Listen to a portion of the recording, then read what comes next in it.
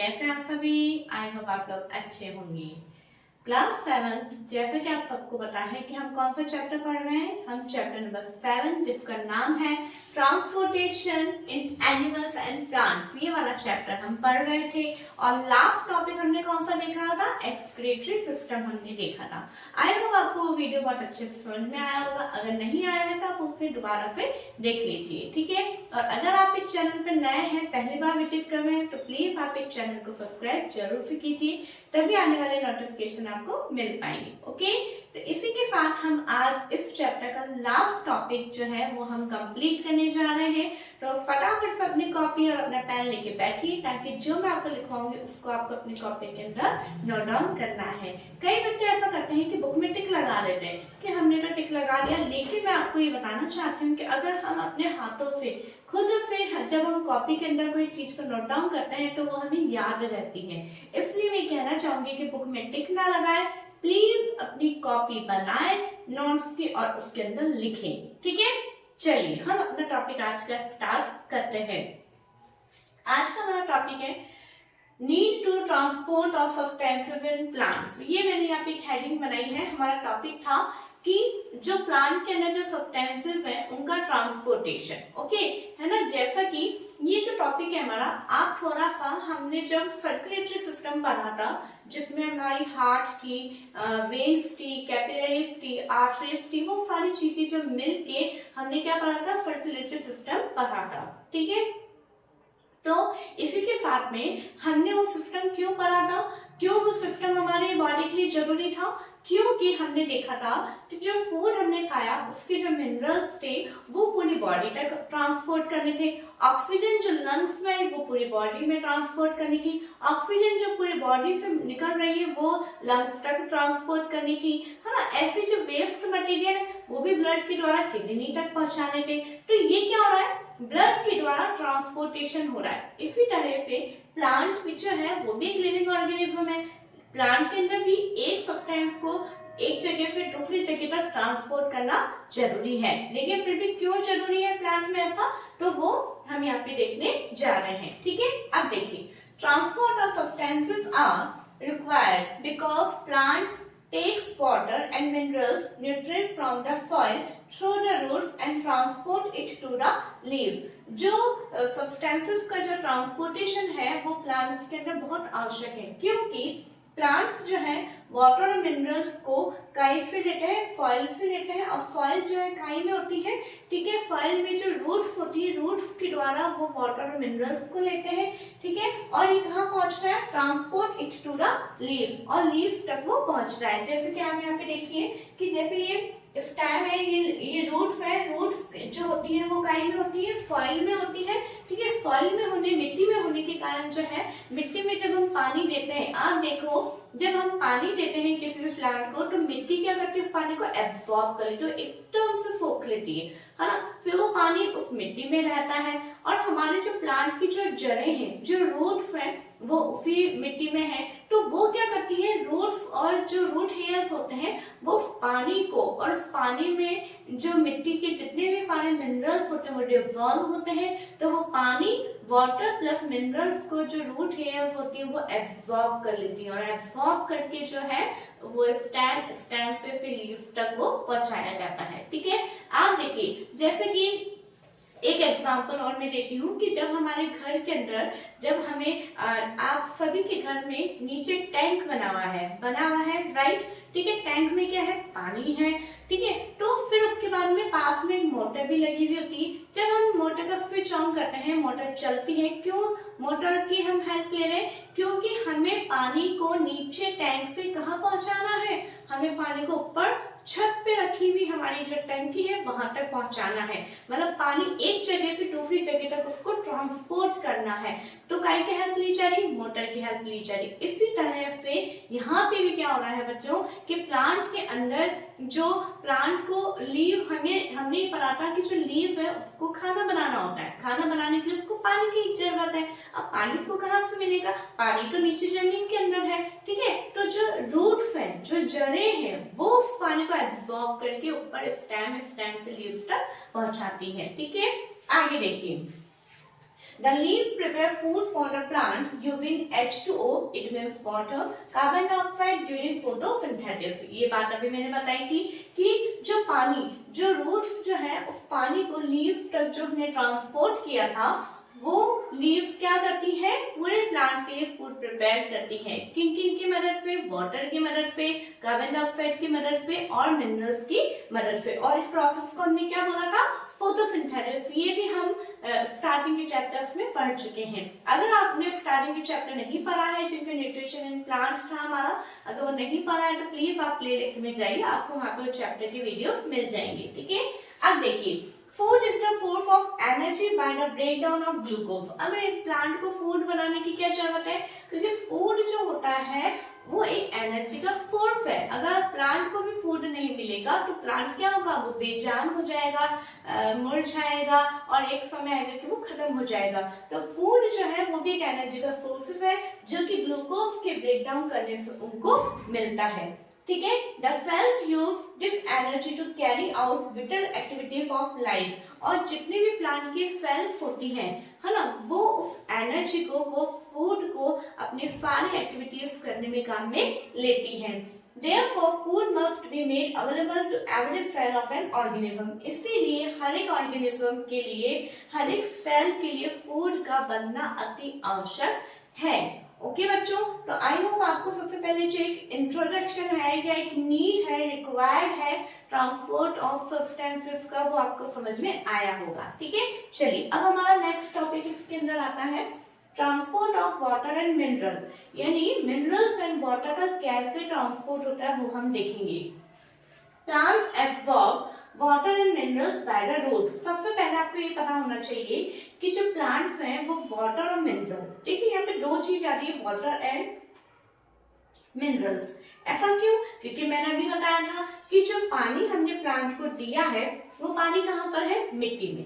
ठीक है, तो उस मिट्टी के अंदर, उस सॉइल के अंदर जितने भी मिनरल्स हैं वो पानी के अंदर डिसॉल्व हो गए। अब डिसॉल्व हो गए हैं तो वो क्या, वो एक अकेला वाटर नहीं रहा है, वो वाटर एंड मिनरल्स हो गए हैं। ठीक है, तो water and minerals by the roots. और नीचे जमीन में कौन है? रूट्स है। स्टैंड नहीं है, लीव्स नहीं है, ब्रांचेस नहीं है, क्या है? रूट्स है। तो रूट ही उस पानी को एब्सॉर्ब करेगी। ठीक है, the root hair increases the surface area of the root for the absorption of water and mineral nutrients dissolve in water. क्या होता है कि जैसे कि मैं आपको थोड़ा सा यहाँ पे बताती हूँ कि जैसे ये हमारे ये रूट्स हैं, ठीक है, ये रूट्स है, ये रूट्स आपस में क्या होती है? डिवाइड होती है और छोटे छोटे थ्रेड लाइक जो है रूट्स हेयर्स में ये बदल जाते हैं। काई में बदल जाते हैं, रूट हेयर्स में ये बदलते जाते हैं। और रूट हेयर्स जो है वो सरफेस एरिया को बड़ा कर लेते हैं, इंक्रीज कर लेते हैं। रूट्स केवल एक अपनी जगह पर ही नहीं रहती है। कभी आप देखिएगा कोई प्लांट को या कोई बहुत बड़े ट्री को जब काटा जा रहा है, उसे हटाया जा रहा है, तब देखा जाता है कि ऊपर से प्लांट को काटना, ट्री को काटना इतना मुश्किल नहीं है जितने उसकी जड़ों को निकालना मुश्किल है। क्यों? क्योंकि जड़ें फैली हुई होती है। क्यों फैली होती है? क्योंकि उसको वाटर चाहिए, और वाटर जहां जहां पे भी होता है वो अपने रूट हेयर्स को इंक्रीज करती है और पूरे सरफेस एरिया में वो फैल जाती है। ठीक है, okay, the root hair is in contact with the water present between the soil particles. Soil particles के अंदर जो वाटर प्रेजेंट होता है उसके अंदर वो रूट हेयर्स भी होती है, और रूट हेयर्स क्या करती है? उस पानी को एब्सॉर्ब कर लेती है। Okay, plants have pipe-like vessels to transport water and nutrients from the soil। अब हमने कहा कि भाई रूट्स ने अपने पानी को एब्सॉर्ब तो कर लिया, लेकिन प्लांट के पास में भी ऐसा पूरा एक वो होना चाहिए, है ना, एक पूरा सिस्टम होना चाहिए। जैसे कि हमारे बॉडी में हार्ट तो यहाँ था, लेकिन पूरी बॉडी में ब्लड जाना है तो वो कौन मदद कर रहा था? वो हमारे वेन्स और हमारी आर्टरीज मदद कर रही थी ब्लड को एक जगह से दूसरी जगह तक पहुंचाने में। ऐसे जो प्लांट है उसमें वाटर मिनरल्स को नीचे जमीन से इतने बड़े बड़े ट्रीज होते हैं और वहां तक पानी को पहुंचाना है, तो वो किसकी मदद से? तो प्लांट्स के अंदर भी पाइप लाइक स्ट्रक्चर, जैसे हमारे घर में पाइप लाइन लगी हुई होती है, उसी तरह से पाइप लाइक वेसल्स होते हैं जो वाटर और मिनरल्स को ट्रांसपोर्ट करने में हेल्प करते हैं। ठीक है, अब आता है हमारा वेस्कुलर टिश्यू। वेस्कुलर टिश्यू क्या होता है? The vessels are made of special cells forming the vascular tissue. Tissue क्या होते हैं बच्चों? जैसे कि ये एक सेल है, देखिए जैसे कि ये सेल है, ओनली सिंगल सेल, लेकिन जब एक से ज्यादा हो जाती है और जब बहुत सारी सेल्स बन जाती है तो पूरा एक ग्रुप बन जाता है, और जब ये पूरा ग्रुप बन जाता है तो इस ग्रुप को हम सेल ना बोल के क्या बोलते हैं, टिश्यू बोलते हैं। क्या बोलते हैं, टिश्यू। तो यहाँ पे प्लांट के अंदर जितनी भी वेसल्स होती हैं तो ये सारी वेसल सेल्स मिलके क्या बना लेती है, वेस्कुलर टिश्यू बना लेती है। क्या बनाती है, वेस्कुलर टिश्यू। ठीक है, अब यहाँ पे हमने टिश्यू क्या होता है, अगर आपसे पूछा जाए डिफाइन वेस्कुलर टिश्यू तो आप यहाँ पे डेफिनेशन लिखेंगे कि जो वेसल्स होती है, विशेष प्रकार की कोशिकाओं की जो वेसल्स होती है वो मिलकर एक टिश्यू बनाती है जिन्हें हम बोलते हैं वेस्कुलर टिश्यू। और अगर आपसे सिंपल पूछा जाए what is the tissue, tissue क्या है, एक नॉर्मल टिश्यू क्या है, तो वो देखो it is a group of cells that perform specialized function in an organism, यानी वो कोशिकाओं का समूह जो एक विशेष प्रकार का कार्य करती है उन्हें हम बोलते हैं टिश्यू। देखिए हम यहाँ पे स्पेशलाइज्ड फंक्शन क्यों लिखा गया है, अब जैसे फॉर एग्जांपल आईज का टिश्यू है तो आईज का जो टिश्यू है उसकी जो सेल्स है वो देखने का काम करने में हेल्प करेगी, है ना। ऐसे अगर मैं देखूं मेरे नोज की टिश्यू, नोज की जो कोशिकाएं हैं वो केवल किसमें, स्मेलिंग में हेल्प करेगी, वो देखने का काम नहीं करेगी। इसलिए यहाँ पे लिखा है कि हर एक जो ग्रुप ऑफ सेल्स है उनका स्पेशलाइज्ड विशेष फंक्शन होगा। ठीक है, अब देखिए जो हमारे यहाँ पे प्लांट में वेस्कुलर टिश्यू है वो 2 टाइप्स के होते हैं। कौन कौन से, 2 टाइप्स के। फर्स्ट हमारा टिश्यू है जाइलम, जाइलम, जाइलम नहीं जाइलम। ठीक है, जाइलम होता है, इसकी स्पेलिंग XYLEM होती है। ओके, तो जाइलम क्या होता है, the vascular tissue for the transport of water and nutrients in the plant is called the xylem. देखिए प्लांट के अंदर मोस्टली मैं आपको बताना चाहती हूँ कि कुछ चीजें जैसे कि एक तो वाटर के एक जगह से दूसरी जगह में ट्रांसपोर्टेशन हो रहा है, दूसरा जो लीफ के अंदर फूड प्रिपेयर हो रहा है फूड को भी, है ना, पूरे प्लांट तक पहुंचाना है, उस फूड को रूट्स तक भी पहुंचाना है। रूट्स इतनी मदद करेगी तो रूट्स को भी तो फूड चाहिए, स्टेम को भी फूड चाहिए, ब्रांचेस को भी फूड चाहिए, हर एक चीज, हर एक प्लांट पार्ट को फूड चाहिए। तो जो फूड लीफ के अंदर बन रहा है वो फूड भी ट्रांसपोर्ट करना है। ठीक है, तो इस तरीके से यहाँ पे भी अलग अलग सिस्टम होगा। जैसे हमारे घर में पीने की पाइपलाइन अलग होता है ना, और सीवरेज की पाइपलाइन अलग होती है। पाइपलाइन तो दोनों नाम सेम है, पाइपलाइन पाइपलाइन, लेकिन पीने के पानी की पाइपलाइन अलग होती है और सीवरेज की पाइपलाइन अलग अलग होती है। इसी तरह से यहाँ पे भी वाटर को ट्रांसपोर्ट करने के अलग टिश्यूज होंगे और फूड को ट्रांसपोर्ट करने का अलग टिश्यू होगा।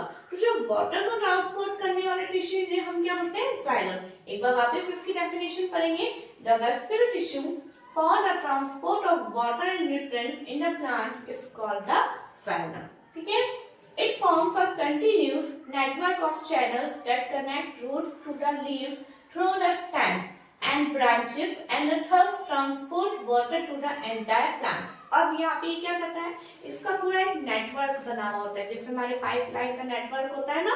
ठीक है, सारे वॉशरूम में भी पाइपलाइन जा रही है, किचन में भी जा रही है, वॉश बेसिन में भी जा रही है, ऐसे पूरा एक नेटवर्क है। इसी तरह से प्लांट के अंदर भी नीचे रूट से स्टेम में होते हुए सारे ब्रांचेस और पूरे एंटायर प्लांट तक इस जाइलम टिश्यू का जो है पूरा एक नेटवर्क होता है ताकि वाटर और न्यूट्रिएंट्स जो है हर एक प्लांट पार्ट तक पहुंच सके। ओके, आई होप आपको इतना समझ में आया होगा।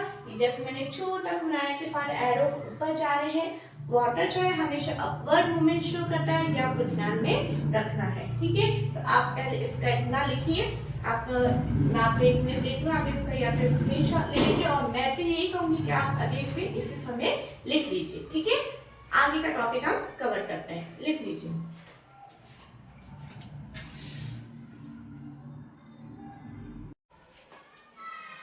ओके बच्चों, अब देखिए, अब हमारा नेक्स्ट जो वेस्कुलर टिश्यू है जिसको हम बोलते हैं फ्लोएम, ये क्या काम करता है, the food has to be transported to all parts of the plant. ये ना, इसका मतलब ये है कि जो लीफ के अंदर जो फूड प्रिपेयर हुआ था फूड को भी पूरे प्लांट तक पहुंचाना है, तो उसका कौन काम करता है, फ्लोएम काम करता है। जैसे कि मैंने आपको बताया था कि हर एक टिश्यू का अपना अपना अलग विशेष कार्य है ना। तो जो जाइलम था वो वाटर को लेके कैरी करता था और जो फ्लोएम है वो फूड को कैरी करता था।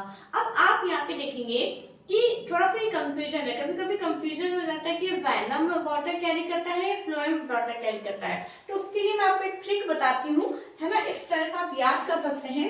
जैसे कि जाइलम जो होता है, जाइलम, इसको अगर हम हिंदी में लिखें जाइलम, ठीक है, और ज से जाइलम और ज से जल, इस तरह से आप इसको याद कर सकते हो, ठीक है। इसी तरह से हमारा होता है फ्लोएम, ठीक है, फ्लोएम, इसको अगर हम इस तरह से लिखें फ्लोएम, और फ्लोएम, फ से फल, फल इट मींस खाना, ठीक है। इस तरह से आप याद कर सकते हैं। ये मैंने एक ट्रिक बनाई है ताकि बच्चों को याद करने में आसानी हो। Okay, this is done by the vascular tissue called the phloem, और ये फ्लोएम के द्वारा पॉसिबल हो पाता है। नेक्स्ट देखिए, अब हमारा लास्ट टॉपिक आता है ट्रांसपिरेशन। ट्रांसपिरेशन क्या होता है बच्चों? Plants absorb mineral, nutrients and water from the soil. Not all the water absorb is utilized by the plant. क्या होता है कि जो प्लांट वाटर और मिनरल को जो एब्सॉर्ब करते हैं, वो पूरा जो वाटर है वो उनके यूटिलाइज नहीं हो पाता है, कुछ वाटर है ना जो एक्सेस में होता है। तो क्या होगा? The water evaporates through the stomata present on the surface of the leaves by the process of transpiration. तो क्या होता है कि जैसे कि ये प्लांट है, ठीक है, इस प्लांट की जो ये लीफ है, लीफ के यहाँ पे सरफेस के ऊपर छोटे छोटे छोटे से बहुत सारे क्या होते हैं? पोर्स होते हैं। क्या होते हैं? पोर्स होते हैं। इन पोर्स में से जब यहाँ पे सनरेज आती है इसके ऊपर, जब सनरेज होती है इस लीफ के ऊपर, पूरे प्लांट के ऊपर जब सनरेज गिरती है, तो सनरेज की हीट पाके ये पानी क्या होता है? इवेपोरेट होना चालू हो जाता है। लीफ के अंदर से पानी इवेपोरेट, वेपर बन के ऊपर उड़ जाता है, जिस प्रोसेस को हम बोलते हैं ट्रांसपिरेशन। वापस बता रही हूँ कि देखिए, इवेपोरेशन यानी क्या होता है? वाष्पीकरण। वाष्पीकरण मतलब वाष्प बनना, वेपर बनना। तो पानी वेपर कब बनता है? जब उसको हीट मिलता है। पानी एक लिक्विड फॉर्म में है, और लिक्विड फॉर्म से वो गैस फॉर्म में कब आता है? जब उसको हीट किया जाता है। तो यहाँ पे हीट कौन करेगा? हम पे प्लांट की लीफ को हीट देने थोड़ी ना जा रहे हैं, लेकिन इसको यहाँ पे नेचुरल हीट मिलती है, वो की सन। जब सन हीट इस प्लांट के ऊपर गिरती है, तो सन की जो हीट होती है लीफ के ऊपर गिरती है, और इसके अंदर जितना भी प्लांट का जो एक्सेस वाटर होता है वो वेपर बन के ऊपर उड़ जाता है, ठीक है। इस प्रोसेस को अपन क्या बोलते हैं? ट्रांसपिरेशन बोलते हैं। क्या बोलते हैं बच्चों? ट्रांसपिरेशन। अब आप यहाँ पे मैं रुक के एक बात बताना चाहूंगी कि आप ये चीज देखिए कि कहते हैं ऐसा कि बारिश नहीं हो रही है, पेड़ लगाओ इससे बारिश होने लगी है। ऐसा क्यों? यही बात है, क्योंकि जब प्लांट छोटे होते हैं फिर धीरे धीरे समय आते हैं बाद बड़े हो जाते हैं, और फिर प्लांट की लीफ में से पानी वेपर बन के ऊपर जाता है, और जितना ज्यादा इवेपोरेशन होगा उतना ज्यादा ही फिर कंडेंसेशन होगा, उतना ज्यादा फिर क्लाउड फॉर्मेशन होगा, और फिर रेन होगा। आपने वाटर साइकिल तो पढ़ा ही होगा। तो इसीलिए जो प्लांट होते हैं वो रेनफॉल के अंदर भी काफी हेल्प करते हैं। यही रीजन है कि पेड़ों के कारण बारिश होती है। यही रीजन है कि आप देखते हैं कि जहाँ पे बहुत ज्यादा पेड़ होते हैं वहां का मौसम भी थोड़ा ठंडा देखने को मिलता है, ठीक है। अब आगे देखिए, the evaporation of water from leaf generate a suction pull which can pull water to great heights in the tall trees. और ये इससे ये जो ट्रांसपिरेशन प्रोसेस है वो एक चीज में और हेल्प करती है। अब जैसा कि मैंने आपको बताया था कि घर के अंदर नीचे टैंक के पानी के ऊपर छत में पे रखी हुई टंकी में पहुंचाने के लिए हम मोटर की हेल्प लेते हैं। मोटर उसको पुश करता है, पंप करता है, तो पानी ऊपर पहुंचता है, प्रेशर लगाता है तो पानी ऊपर पहुंचता है। लेकिन ट्री के पास तो कोई मोटर नहीं, वो कैसे पानी को प्रेशर देगा? तो जब इवेपोरेशन होता है, तो जब पानी यहाँ से इवेपोरेशन हो रहा है, तो वो एक सक्शन पुल, यानी जैसे हम किसी भी चीज के स्ट्रॉ में कोई लिक्विड को सक करते हैं, ऊपर खींचते हैं, पुल करते हैं, इसी तरह से प्लांट के अंदर भी उस पानी को क्या किया जाता है? सक किया जाता है, ऊपर की तरफ खींचा जाता है, ताकि नीचे पानी होता है जमीन में, और उस पानी में इतने बड़े बड़े लंबे टॉल ट्रीज होते हैं, वहां तक उस पानी को जो है पूरा खींचा जाता है, ठीक है। तो इस प्रोसेस के लिए ट्रांसपिरेशन अपनी एक बहुत अच्छी रोल अदा करता है। नेक्स्ट, ट्रांसपिरेशन का और क्या काम है? Transpiration also cools the plant, और ट्रांसपिरेशन के कारण प्लांट जो है ठंडक भी देता है। आप देखिए बहुत तेज गर्मी है ना, कहीं हम रोड पे चल रहे होते हैं, वहां पे हमें लगता है कोई हमें पेड़ मिल जाए तो पेड़ के नीचे हम खड़े होना पसंद करते हैं। क्यों? क्योंकि पेड़ के नीचे जब आप खड़े होते हैं तो वहां पे आपको एक ठंडा ठंडा सा लगता है। क्यों ठंडा लगता है? क्योंकि पेड़ की जो लीव्स होती है उनमें से ट्रांसपिरेशन हो रहा होता है, और जहां पे ट्रांसपिरेशन होता है वहां पे वाटर वेपर हो रही है, उस एटमॉस्फेयर में वाटर वेपर है, और वाटर वेपर जहां पर होगी वहां पे ठंडा लगेगा। ठीक है बच्चों, तो आई होप आपको ये ट्रांसपिरेशन टॉपिक, जाइलम फ्लोएम जो कि हमारे दो वेस्कुलर टिश्यू होते हैं जो कि ओनली प्लांट में प्रेजेंट होते हैं, ये एनिमल्स में प्रेजेंट नहीं होते हैं, ये आपको ध्यान में रखना है। ठीक है बच्चों, अगर आपको ये वीडियो अच्छी लगी है, समझ में आया है, तो प्लीज आप कमेंट में भी लिख सकते हैं कि हाँ वीडियो बहुत अच्छी थी, हमें टॉपिक अच्छे से समझ में आया। और वीडियो अच्छी लगी है तो प्लीज आप लाइक करें, शेयर करें, सब्सक्राइब करें। Thank you.